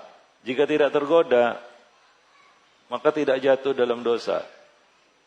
Bagi yang sering jatuh dalam dosa, yang ditakutkan adalah azab Allah berupa dosa yang kontinu. Apa obat dan ilmu yang harus dilakukan dari awal, Ustaz? Ya, saya kasih tips yang mudah aja lah ya. Ini berkaitan dengan poin keempat tadi ya. Setan. Tahu enggak? As-syaitanu ma'al wahid. Wa minal isnaini abad. Setan itu bersama orang yang sendiri. Seorang diri. Misah. Mencil. Memisahkan diri dari rombongan. Terhadap dua orang, dia agak jaga jarak itu. Maka antum jangan melepaskan diri dari komunitas yang soleh. Kita saling menguatkan. Tawasi bil haqqi wa tawasi bis sabri. Coba lihat orang yang mulai hilang. Udah mulai enggak nampak batang hidungnya. Gimana kesudahannya? As-syaitanu ma'al wahid, Pak. Setan itu bersama orang yang sudah mulai menjauh, hilang kan gitu ya. Entah kemana. Ya macam-macam alasannya, karena kecewa kan begitu ya. Karena ada masalah dengan temannya, kemudian dia pergi kan gitu. Ada juga seperti itu. Tanpa dia sadari dia menghadapi bahaya yang lebih besar lagi. Ya sama manusia ini memang enggak pernah memuaskan, Pak. Ya sabarlah. Lebih bahaya lagi antum sendiri menghadapi setan. Padam. Ada orang seperti itu, Pak. Karena ada masalah dengan temannya, akhirnya apa? Udah hilang dia, pergi. Kecewa katanya. Kecewa saya. Iya, orang yang ngaji salam juga bukan malaikat. Kita nggak bisa memuaskan semua orang. Dan kita tidak bisa juga berharap bisa puas dengan semua orang. Itulah manusia, lebih kurang. Ada kurang-kurangnya kan begitu ya. Betul ya? Tapi karena kecewa kita kepada manusia, kita tinggalkan lingkungan yang soleh. Itu lebih bahaya. Antum mau gabung sama siapa? Banyak kejadian orang-orang seperti ini akhirnya hilang, Pak. Padahal kenapa dia enggak kumpul lagi? Karena ada masalah. Mungkin masalah duniawi, masalah harta ya. Ya kita katakan manusia kan enggak satu. Kita kecewa sama fulan, mungkin ada fulan yang lain kan begitu ya. Tapi jangan tinggalkan apa? Komunitas lingkungan yang soleh. Nah itu aja tipsnya. Ya. Cara mudahnya lah ya. Para jemaah yang dimuliakan Allah. Gimana pun kesalnya antum dengan teman sesama ahlus sunnah kan begitu ya. Itu jauh lebih baik daripada antum menyendiri sana. Memisahkan diri. Lama-lama gabung dengan yang sesat. Kan parah itu. Akhirnya berubah dia. Balik memusuhi lagi. Ada yang seperti itu Pak, prihatin kita. Hanya karena kecewa. Ini benar-benar terjadi. Ya dia kecewa akhirnya apa? Pergi. Ujung-ujungnya dapat kabar dia udah jadi Syiah. Iya. Udah tuding-tuding Wahabi. Oh itu teman saya Wahabi itu. Jadi musuh dia.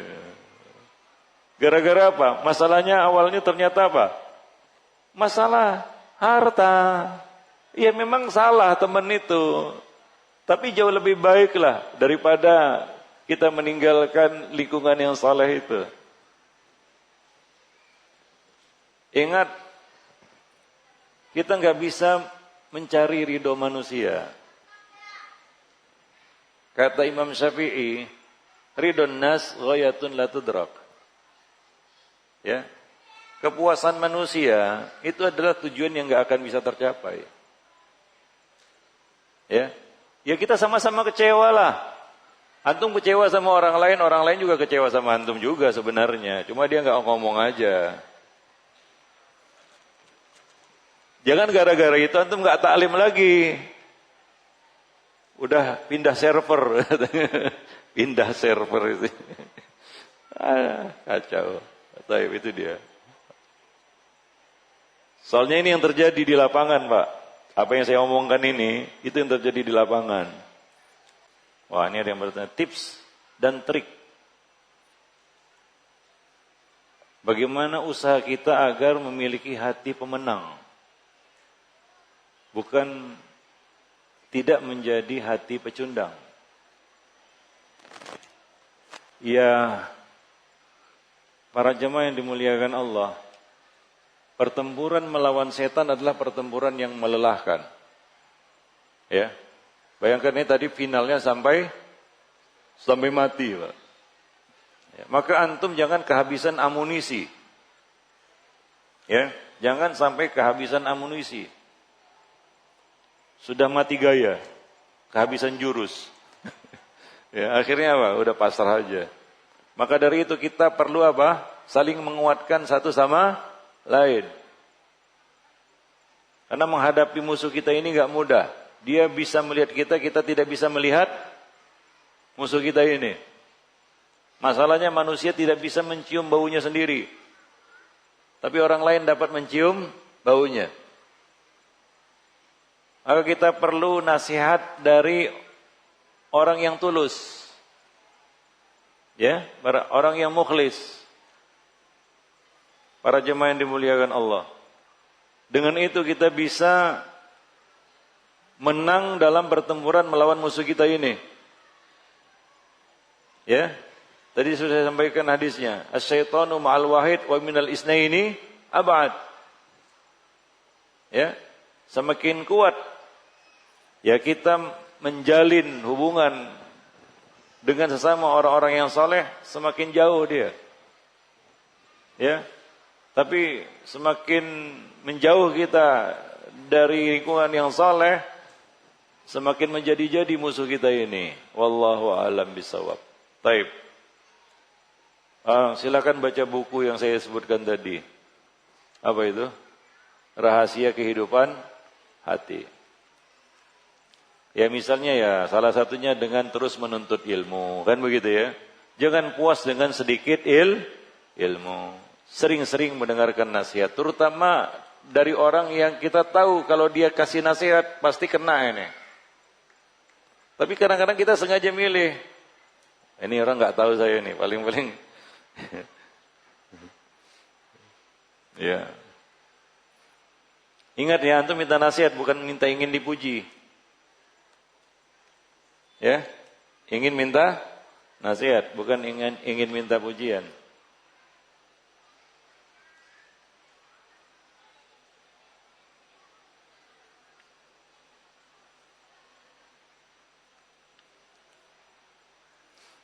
Ini tentang muamalah, ini ada yang bertanya tentang muamalah. Apa yang disebut khianat, Ustaz? Ya saya rasa akhlak itu kan bahasa universal ya. Ya, Semua orang tahu apa itu khianat. Lawan dari khianat apa? Amanah. Jadi khianat itu tidak amanah. Ya. Innallaha ya'murukum an tu'addul amanati ila ahliha. Maka untuk selamat dari khianat, antum harus menjadi orang yang amanah. Ya. Nah, kalau kita bicara ini panjanglah tentang amanah itu apa ya. Di sini ada disebutkan contohnya atau masalahnya ini. Ada saudara yang menitipin barang atau makanan kepada, ada yang menitipkan barang atau makanan kepada saudaranya.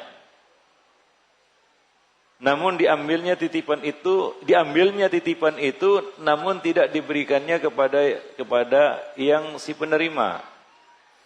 Sampai makanan itu busuk dan dibuang. Apakah si penitip tersebut berdosakah, Ustaz?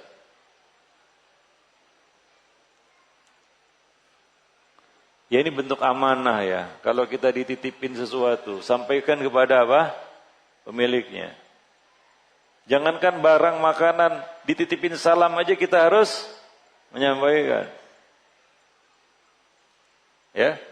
Apalagi apa? Barang makanan, uang dan sejenisnya. Itu salah satu bentuk apa? Amanah. Innallaha ya'murukum an tu'addul amanati ila ahliha. Allah menyuruh kamu untuk menunaikan amanat kepada pemiliknya. Maka jadilah orang yang amanah. Ya. Wallahu a'lam bishawab. Mohon nasihatnya Ustaz, bagaimana menata hati di lingkungan yang jauh dari sunnah, jauh dari nilai-nilai tauhid, bahkan cenderung kepada maksiat, seperti lingkungan perkuliahan. Sedangkan kita bersosialisasi dengan mereka, dan kita butuh dengan interaksi sosial. Ya jaga diri baik-baik aja lah. Para jamaah yang dimuliakan Allah. Ya. Ambil dunia secukupnya. Kadang-kadang yang membinasakan manusia itu adalah ketamakannya. Ya. Kalau antum di sini hanya untuk ya mengambil ilmu dunia, ya sebatas itu saja. Cukup batas itu. Selebihnya antum bisa berinteraksi dengan yang lain. Dengan teman-teman yang ya sesama ahlu sunnah. Ya. Apa kata Ayub As-Sakhtiyani? Inna min sa'adatil mar'i. Termasuk salah satu tanda kebahagiaan seorang hamba adalah ayu akhi, dia bersahabat dengan salah seorang alim min ahli sunnah. Ya, dia berteman, bergaul dengan seorang yang berada di atas sunnah. Para jemaah yang dimuliakan Allah. Maka hati-hati pergaulan. Kita mungkin bisa saja dikatakan kurang pergaulan. Tapi itu mending, lebih baik daripada kita jadi korban pergaulan. Ya, nah demikian. Wallahu a'lam bishawab. Ya. Bentar lah. Saya sudah lama belajar bahasa Arab, tapi belum bisa baca kitab tanpa baris dan berbicara bahasa Arab. Gimana caranya supaya bisa baca kitab dan bicara bahasa Arab? Ya kadang-kadang Wak ya, ilmu itu juga berkaitan dengan bakat. Iya. Contohnya menulis, enggak semua orang bisa menulis. Karena manusia diberikan Allah karunia yang berbeda-beda. Para jemaah yang dimuliakan Allah, ada yang orang yang punya kemampuan verbal di atas rata-rata, hingga mempelajari Hal-hal yang berkaitan dengan bahasa mudah. Ada orang yang diberi kemampuan mekanik. Untuk kutak-katik, dia orangnya. Ada orang yang lebih senang berhadapan dengan benda mati. Kalau sudah berhadapan dengan benda mati, muncul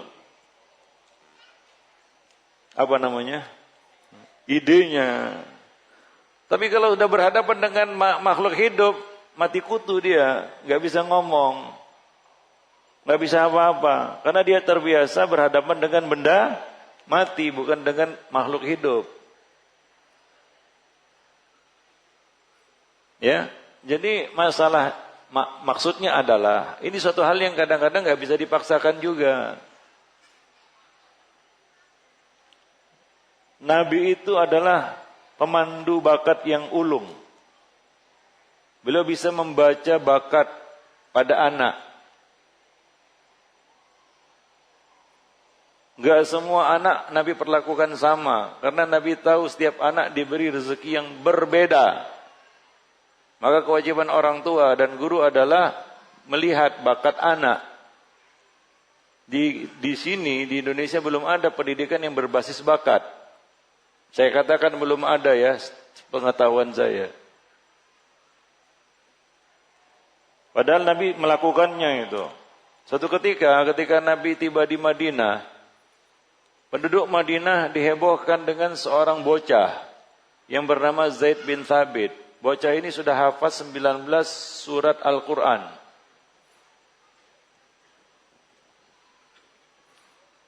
Ya mungkin surat yang panjang-panjang lah ya, bukan juz ammah ya. 19 juz ammah ya dari Wadduha ke bawah gitu. Mungkin dari Al-Baqarah Pak ya, Al-Baqarah apa gitu. Maka Nabi pun ingin menguji anak ini, bocah ini. Benar atau hoax kan gitu ya. Maka dipanggillah Zaid bin Thabit. Hadisnya sahih nih riwayat Abu Daud. Dipanggillah bocah ini ke hadapan Nabi. Nabi ingin tahu, ingin mengujinya. Nabi menyuruhnya baca. Oh ternyata betul. Anak ini ternyata hafalannya luar biasa. Dia betul-betul hafal 19 surat itu. Apa kata Nabi kepada bocah ini? Apa kata Nabi kepada bocah ini? Lanjutkan. Gitu. Hah? Lanjutkan nak. Gitu. Gimana? Siapa yang tahu hadis itu? Apa kata Nabi kepada bocah ini? Nak, lanjutkan. Sampai 114 surat. Gitu. Enggak. Tidak. Karena Nabi bisa melihat bakat yang ada pada anak ini. Apa kata Nabi kepada bocah ini? Zaid bin Thabit. Nabi berkata kepadanya, nak, kamu mengerti bahasa Syriani? Bahasa Ibrani, bahasa Syriani, bahasa yang dipakai oleh orang-orang Yahudi. Ya tentu saja si bocah ini mengatakan Zaid bin Thabit, enggak, dia kan anak Arab. Orang Arab kan gitu ya, murni. Enggak tahu. Enggak bisa, enggak pernah belajar juga. Apa kata Nabi kepadanya? Pelajarilah bahasa itu. Pelajari bahasa itu. Nabi melihat sesuatu yang lain pada anak ini, yang berbeda dengan anak-anak yang lain. Maka Zaid bin Thabit pun mempelajari bahasa itu. 2 pekan, 14 hari, Zaid bin Thabit menguasai bahasa tersebut. 14 hari Pak. Antum 14 tahun belajar bahasa Arab enggak ada kitabun aja, enggak bakat. Gimana?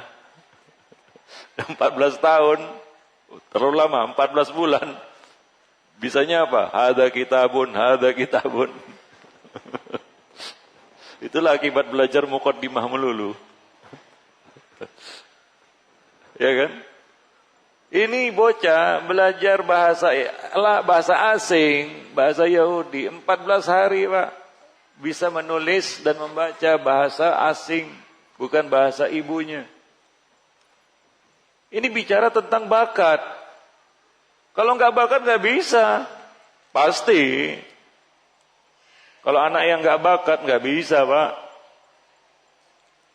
Ya, Tapi Nabi bisa melihat bakat anak ini.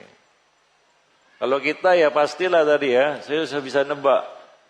Kalau antum berhadapan dengan bocah ini pasti mengatakan lanjutkan kan gitu ya. Iya kan?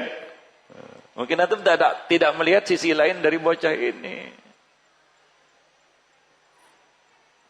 Kenapa Nabi tidak katakan lanjutkan nak sampai 30 juz? Kenapa? Enggak perlu lagi. Kalau hanya itu suatu hal yang enggak perlu. Kenapa? Itu mudah baginya. Bukan tantangan besar bagi seorang Zaid bin Sabit. Dan toh akhirnya Zaid bin Sabit hafal 30 juz. Tapi Nabi melihat sisi lain yang bisa dieksploitasi, dieksplor dari bocah ini, yaitu bakatnya.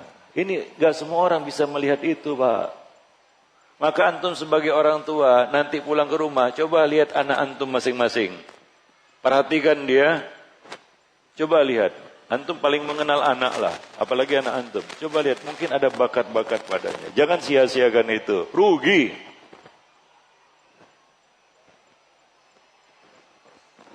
Antum sudah buat roadmap bagi anak-anak antum. Tahu roadmap? Ini diproyeksikan kemana, seiring dengan apa? Kita terus memantau perkembangan bakatnya. Mungkin ada suatu hal yang bisa lebih kita eksploitasi dari anak ini. Itu tugas guru dan orang tua dan guru sebenarnya. Maka di luar sana mereka sudah berpikir pendidikan berbasis bakat, Pak. Antum tahu enggak? Pertempuran kita melawan musuh-musuh kita adalah pertempuran di dalam menyiapkan generasi. Siapa yang berhasil, dialah yang akan memenangkan pertempuran itu. Pegang kata-kata saya ini. Lihat 20 tahun ke depan. Kalau kita masih jalan di tempat, saya enggak tahu. Sementara tantangan ke depan semakin berat, Pak, bukan semakin ringan. Lembaga pendidikan harus berbenah. Jalan di tempat ketinggalan, Pak.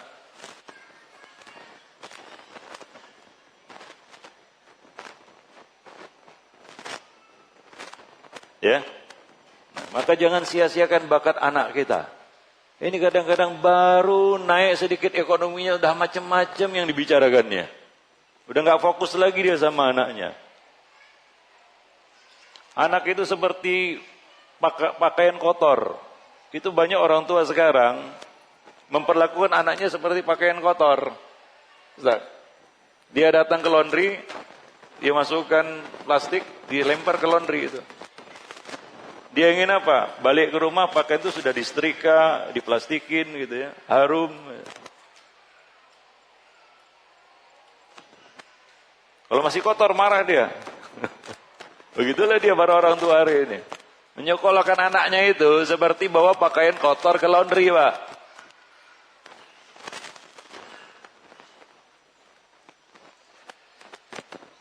Seharusnya kita itu seperti desainer yang sudah menyiapkan pekerjaan kita, mendesain baju itu. Hanya perlu ornamen untuk memperindah.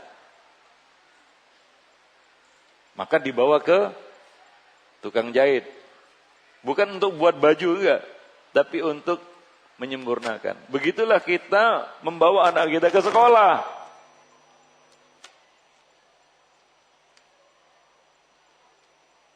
Gimana? Setuju? Harusnya seperti itu. Para jemaah yang dimuliakan Allah ya. Maka jangan sekali lagi jangan sia-siakan bakat anak itu. Rugi, Pak. Sementara Islam perlu generasi-generasi penerus yang bisa diandalkan. Manusia Allah beri rezeki yang berbeda-beda. Maka dari itu, Pak, Nabi tidak memperlakukan para remaja di masa beliau dengan perlakuan yang sama. Enggak. Nabi lihat bakatnya. Bakat Usamah enggak seperti Abdullah bin Abbas. Apakah Nabi menyeragamkan karakter para sahabat? Enggak. Itu salah. Bukan begitu Nabi mentarbiyah, mendidik sahabat-sahabat beliau.